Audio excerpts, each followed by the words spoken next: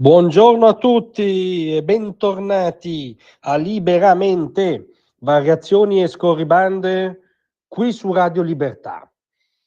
Allora spunta una sfumatura assai prosaica nel caso della premier di mezzo governo indagati per il rimpatrio del libico Al-Masri, ma essendo gli uomini spesso esseri prosaici, visto che spesso le battaglie, i principi altisonanti celano motivazioni umane, troppo umane, avrebbe detto Nietzsche, si tratta di una sfumatura molto interessante.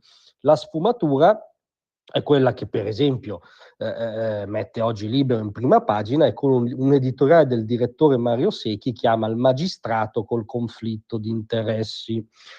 Il magistrato in questione è Francesco Lovoi, procuratore capo della Procura di Roma, colui che ha spedito a Meloni, ai ministri Nordio e Piantedosi, al sottosegretario a Palazzo Chigi Mantovano, la notifica di averli iscritti nel registro degli indagati.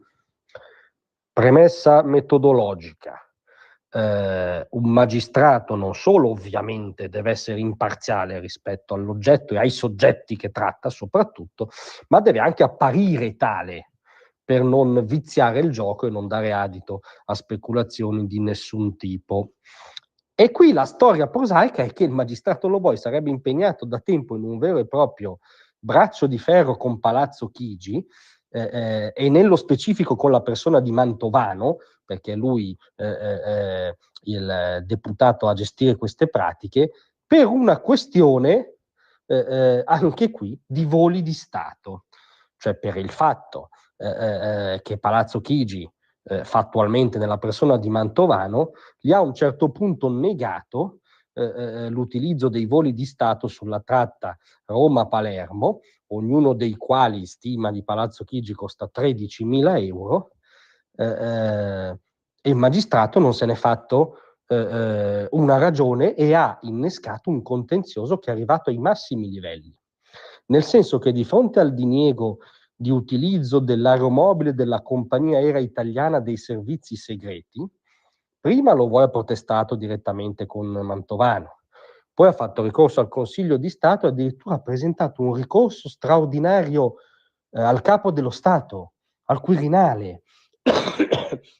E l'atto inoltrato al Presidente della Repubblica è durissimo contro la Presidenza del Consiglio e anche il Ministero dell'Interno. Tra le altre cose parla di violazione e falsa applicazione dell'articolo 1 della legge 133 del 2022, violazione e falsa applicazione degli articoli 3, 2, 7 e 9 del DPCM del 23 settembre 2011. Non solo, in stampatello nel ricorso si evidenziano le accuse mosse a chi ha reputato di negare questa pratica al procuratore Lovoi. Termini, diciamo, dialoganti come incompetenza, eccesso di potere per travisamento, sviamento. Insomma, non l'ha presa benissimo Lovoi questa vicenda, tanto che ha portato fino al Quirinale questo braccio di ferro con Chigi, con Mantovano, che coinvolge anche il Ministero dell'Interno, che riguarda il suo utilizzo di aerei di Stato dei servizi segreti,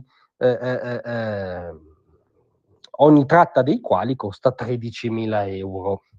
Ora capite che per una questione puramente stilistica, noi ci vogliamo fermare a livello formale, non vogliamo insinuare nessuna cosa nel merito, ma per una questione puramente stilistica che capisce un bambino di seconda elementare, il magistrato Lovoi, che ha portato un contenzioso di questo tipo con Chigi, Mantovano e che coinvolge il ministro dell'Interno, dovrebbe astenersi dal maneggiare qualunque pratica che coinvolge il governo, Chigi, Mantovano e il Ministero dell'Interno. Cioè siamo, come dire, alla tautologia di una corretta dinamica istituzionale. Siamo a un'ABC stilistica, appunto. E invece, appunto, è il magistrato che sta indagando su Chigi e queste figure del governo che sono in ballo anche su quella questione.